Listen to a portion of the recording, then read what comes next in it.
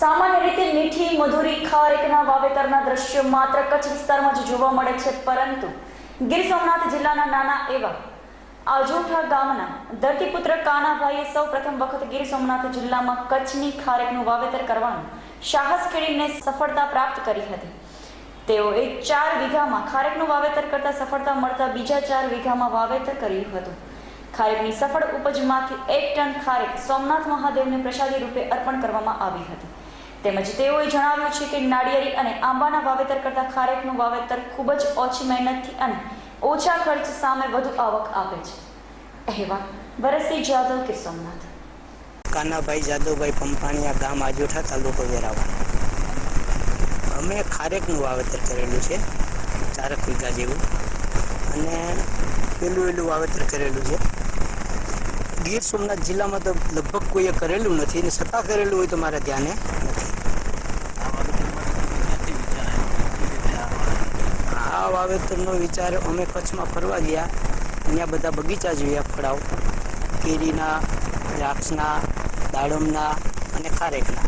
તો એમાં ખારેકના બગીચાનું મારે અનુકૂળ આવ્યું, અને એમાં અમારી જમીનને પણ અનુકૂળ આવતું એવું લાગ્યું, એટલે અમે ખારેકના બગીચાનો વિચાર કરીને ત્યાંથી છોડ લઈ આવ્યા કચ્છમાંથી. ખારેકનો એક છોડ ત્યાંથી રોપના ભાવ 3750 રૂપિયા, અને એમાં સબસિડી ગવર્મેન્ટની 1250 રૂપિયા છે. હતી જે તે વખતે, અત્યારે હોય કે ન હોય એ પણ મને ખ્યાલ નથી, ત્યારે હતી. અને એક છોડની કિંમત 3750, અને ખાડો ખોદવાના 400-500 રૂપિયા, ખાતરના 400-500 રૂપિયા, એમ કરીને જે 4 વીઘાનું વાવેતર અમે કર્યું છે એ 5 લાખ રૂપિયા જેવો ખર્ચ છે. એમાં ઉપજમાં તો એ લોકોએ જ્યારે કંપની અમે ત્યાં જે આ છોડ બનાવે છે એ કંપની છે ટિશ્યુ કલ્ચર છોડ બનાવે છે બધી જાતના, બધા રોપા. એણે અમારે જાણ કરી હતી કે આ 3 વર્ષે આનું રિઝલ્ટ આવશે.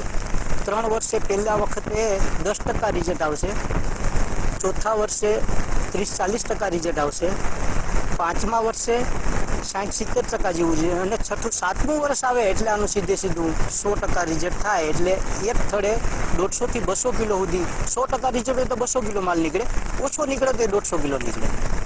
આ ઉપજ આવે તો એને વેચવાની કોઈ ચિંતા નથી, સેલની કોઈ ચિંતા નથી, કારણ કે આ યાર્ડમાં પણ વેચાય છે. રાજકોટ યાર્ડમાં આ માલ હરાજી કરીને તમે વેચી શકો છો. અને બીજા નંબરમાં એના સિવાય એક્સપોર્ટ પણ થાય છે, ને એક્સપોર્ટવાળા તમારી પાસેથી લેવા આવે વધારે વાવેતર હોય તો એના એ 300 રૂપિયા સુધીની વાત કરે છે. પણ એ ન કરે તો પણ તમારે ઘરે બેઠાથી અહીંથી 16 ખેતર બેઠાથી 1 કિલાના ભાવ 60 થી 70 રૂપિયા લઈ જાય છે. એનું બીજા ખેડૂત ભાઈને આપણે એમ કહીએ કે હોવાય, વાવેતર કર્યા જેવી વસ્તુ છે, કરવામાં કંઈ દીવા જેવું છે નહીં. કારણ કે બીજા છોડ જે વાવ, બીજા જે ઝાડ વાવ, એના કરતાં આ એક ઝાડની ઉપજ 4 થી 5 ગણી વધારે આવે છે. હા, નારિયેળીમાં 1500 થી 2000 આવે છે, આંબામાં 2000ની આજુબાજુ આવે છે, ત્યારે આમાં 8 થી 10,000 રૂપિયા આવે. મહેનત ઓછી થાય છે, શરૂઆતની થાય છે 3 વર્ષની, પછીની મહેનત આની એટલી બધી કાળજી જેટલી નારિયેળીમાં માગે છે આખું વર્ષ, આંબામાં માગે છે એટલી બધી જરૂર નથી પડતી, એટલી મહેનત નથી પડતી.